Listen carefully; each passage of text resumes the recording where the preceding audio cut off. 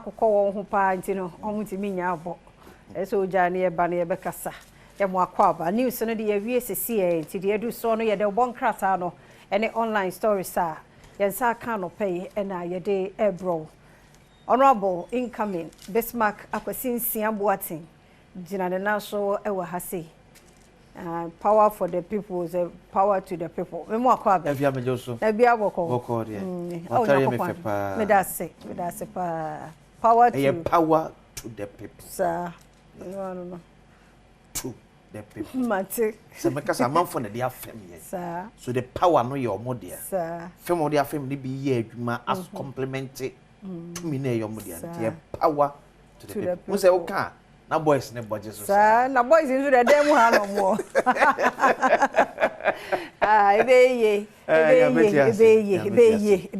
na ye news bi se sie na okay cervical cancer ko yes be kwai municipal hospital no mo ye ti menhu de no kasa no kasa se what yen ka bra kwasi nya de bia e wo se yetna ho ma no e de ye ko oyo ba nko ade from 9 years okay from 9 years ono be ma bia nhia da ti ono se no ye wo aduru a pane a ye bo wo mo a e bo mo ho ban onkwa na nyina okay ti so ba tan bi hwem na wo ba yo a fie nkono ko onhia be ma da bone sa mpane ni bi ti underline word ni onhia be ma da ono de o vaccine o be be ma eni nhia mu but onhia ni yetwi kasa to se eti ase nye se mehu afia mankwai ene nkasa afia nhia be ma ohia me but twi kasa na afia eka obaba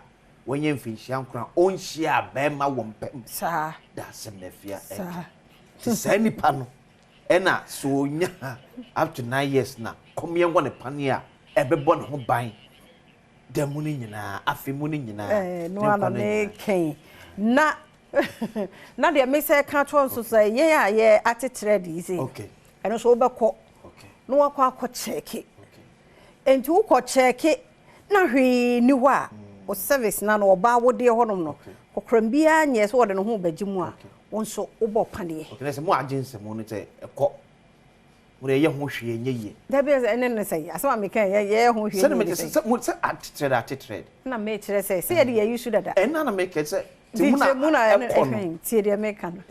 Uno say twi kasa na kana fia unse e ya no penti no ope kwan bi so akran to make sure say at least enkwada bi omo 80 no but oni peni na e kasa so the same pen for motin ti ada ni ntire mu be fia unse asem de no bia na beti ase ase ne ya beti they say me can bia just o chire o ba bia e power de o se esane mate me da sepa ntiti so yiri say minim so aye ne de a o so koye so ati mama yesa ba mu de na otumi se o se ye ye ko ti o se emma eyema mu me enko check so o ko check na problem ni ho a ye won pane ye bo na 3 times okay ai na 3 times enye se enne echina aha o bo ba ko a dem say months or 2 no asa ko ba ko sa no asa ko no abo 3 ni nyina awie makoya me de no kolebu na no so nkire se no ano no o ye no so kura awie no a emi sa afibia oso esa osa akọ na ya sa check ho no asa ahwe eye simple ye can say mo ni mre mfa eye simple ko simple wase woni na cancer de no ho bagim na dia na ase fem ne say cancer no ono oba so be tare me nsa ha o spread it tu mo se no wakọ hihye baabi e ma ni mo hu unnim enenya me adom news na me yate na me so me di bi to aso yenko ne yenko check ko hospital bi e ben wo so pese o be check o cervical no o be hwe o service no ano se bia ye kama o ba bia ye mama ayu ano so ye mo ho ban me de meye misi kwa ba yi director person surprise ye ye video e mra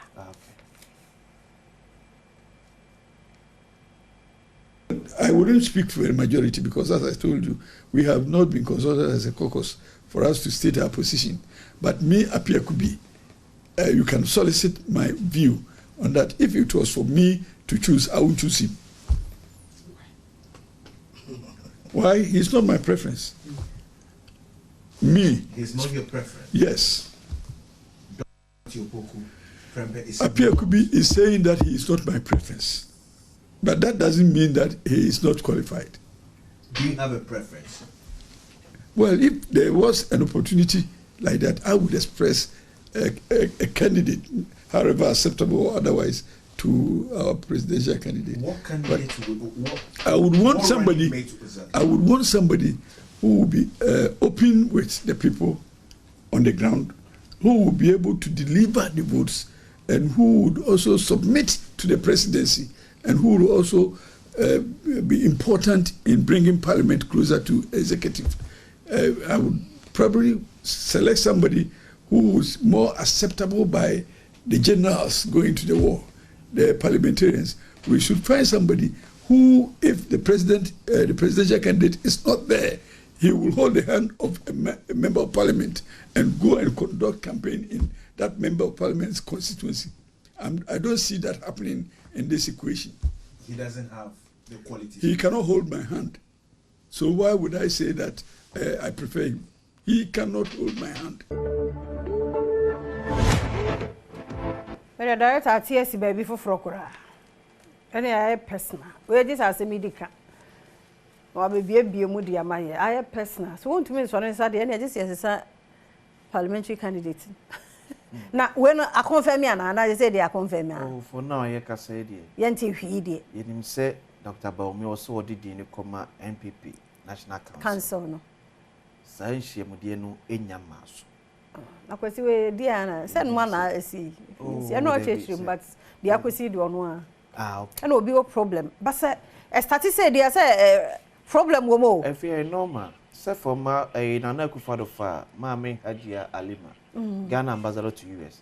The MPP, majority of the council members able to agree. Although Froko able to agree until see Dr. Badwam.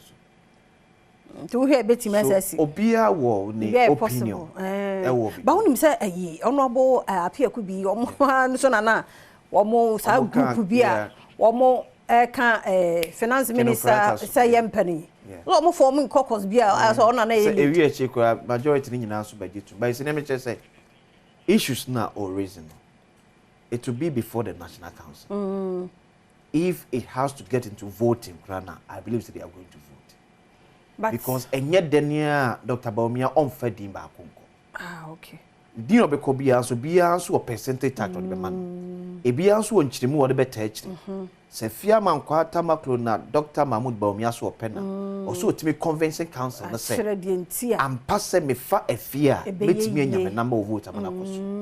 So now near opening on when you for appear could be a can. If one we are to go by the vote, dear.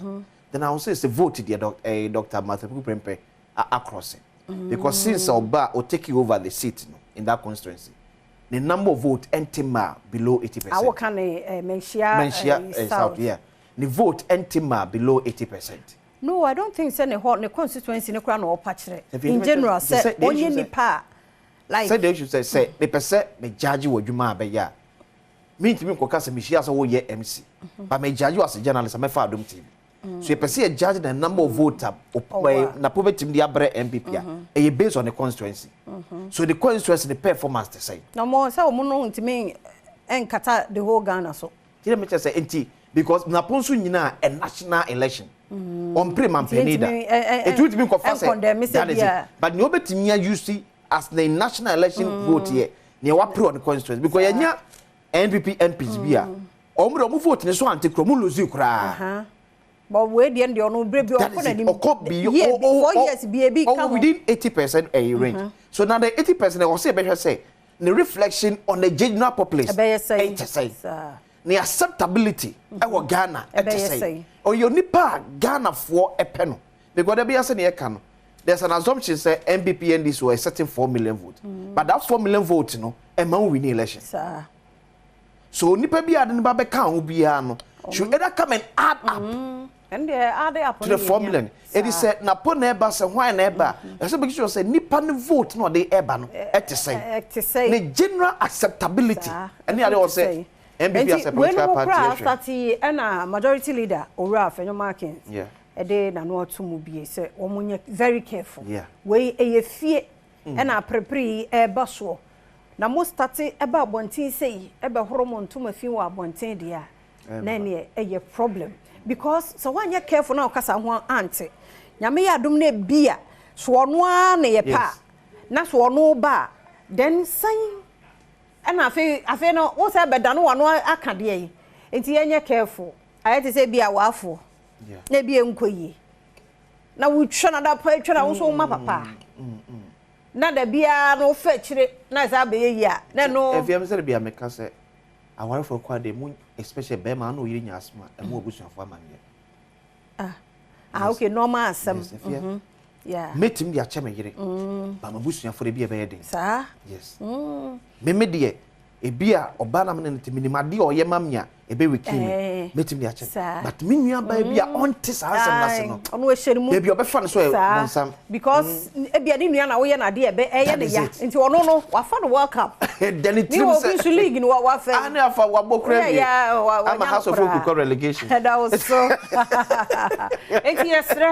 yesre pa munye very careful so dey akwasi a kire nyina yemu e bia na ye de nipa ba miensa na akọ na emom ayi Dr. Opoku na pope na bia ne din aba abonten ne ye kasa munye careful wo bibi kan I think say channel no wo ho e wo say wo de kọ nye bibia na ye be kan abonten say bia ye de pe say nipa be kasa say ni ade trend sinom na ade ye very careful you go catch him say ultimate sonsa hono de emodo kwasi hono emodo e bia na no personal issues but I believe say niam bi won mu a e betimi apekwan e betimi afa so aka no na nkofa nchiwahwe bebre emfa emba so now owura apiaku bi ka kire se ekoto na posua on prema na po man constituency be campaign na I don't know asem so you careful because the party goes beyond apiaku the NPP goes beyond any member of party, even the presidential candidate. That's what. Yes. See, one and then the hono.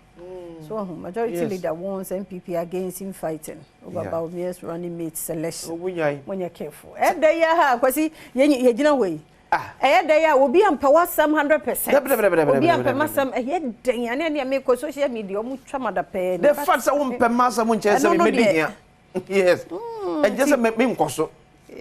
Enti niamu ye bia no o ma nye abotrem obi a betimi express ne misgiving obi a o candidate of say Dr. Baomia pa ona eti announce adam fear make say omunyai Dr. Baomia ma on choose obi a obetimi na ye adwuma but a difficult yes because say wan hwe na se mampani no entimi ne vice anya adwuma be say Rollins na aka ani o so de asemaba be say Rollins na aka e be wie kire no na akọ mampani atena ya mampani abere chiretia na mampani tie ntu behwem no na mampani nko na ye adwuma no osoma advice anya because onye ni cause advice na hye ne so dem so munyai papa no on feel comfortable munyai no ni pe bi opeso open wo de mo bana sa mususu na ogitu na be yi a na mo nko why said Dr. Matthew Pukupempe so open na munyai no because at the end of the day say party ni kodi gugu ni pa se gugu kese pa akwa no no vice no sir come mampani de okese pa na beti some dem position dem mam na obenya kakraka ona o man o is na we Baomia o man be hwe ni sa kopem se nyamena be to ni sa nti ure ka person na mre etafia ti ayi yesi aban so atu lips kanim ya dobo no no munya ncheche na no ode gender minister da kwa Newman daily guide and ode aban say ambulance case no japase onya 700,000 euros as the commission from the 2.37 million euros na de eco crackers the US group support science mass education daily guide no now the daily searchlight face off Godfrey Dame confronts Japan in the battle of wit and say now court na nya temperature Godfrey Dame Japan we to na we are to ko we change na to asem na sheda Manufacturers Association calls for suspension of 5% excise duty tax immediately and say 5% excise duty tax be at that manufacturers so no say aban enyi fefro no okay so aban pese wa nema boy ya ye nema mu no e kofo mu a da aban to sa Adom no. Now Kofi Gapito also agrees to Supreme Court ruling on a ban on using celebrities on alcohol advert. And the Consumer Protection Agency for some for pass me and my celebrities endorse alcohol or ye memo. Say no baba. No baba yes. And Kofi Gapito baba. The Daily Satellite Adom. The Ghanaian publisher ADBMD allows government financial inclusion agenda.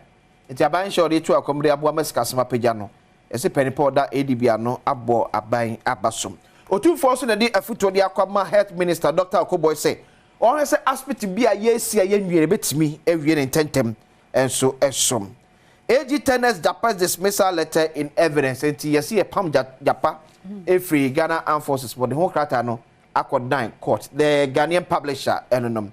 The Citizen Badwam blows $1.1 million. Martin ABK Amidu eso na e kan say ti e wo krata this will come to $1.1 million US dollars. GJ's response to infractions unprovoked attacks on journalists commendable. Eti yabo ensemtrefo penny pounds so abaso se yeni abrani ye quality ensemtrefo aye ma yakayaka de ewo yemem. So the Citizen and so the family area the new finder 65% of 15 to 24-year-olds jobless while unstable low income jobs dominate.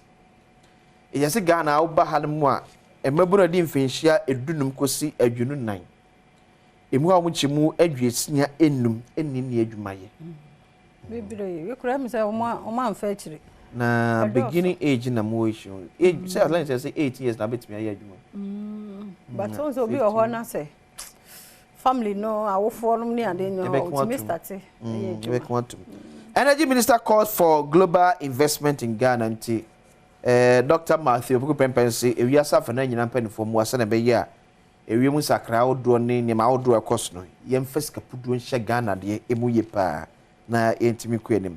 Alarming rise in alcohol consumption among children spurs mental health crisis. The rate at which I say emebunu enum appetition and sankoguro ye memu no eso na kan bi ma enkwada adwum kaya de no e ma no home so e wo memu. So the new finder Hanope akwa bia o nam kwan mu na me hram se fia afa eko wa yiye bia ma o so nam kwan mu yes o de bono pa busuan be basisi a je so mo ani da ho yanya careful na me emfa pressure nya ne ma bia be wie akire be ha yapomuden ababo no saa na tie nsane ni nyina anya pe obi ane ne de o de betimi aba no pa obi de ye wi obi de ye nwumre nyabre na wa ye on tutu ye ebre no so pe ne ba be hia hu se bibia fa na da na kwan so e de ama mo ani mire obi de na mom se ye ofe a boso mpa ye rade dum me bi saa de e possible ba mo ani bebre nso a be ye ne a enye ye kwaba agudie mo nsam rekese wadi aye krado na otwi mu nkomo neuropathy e wo health tips no ye be wie ne ne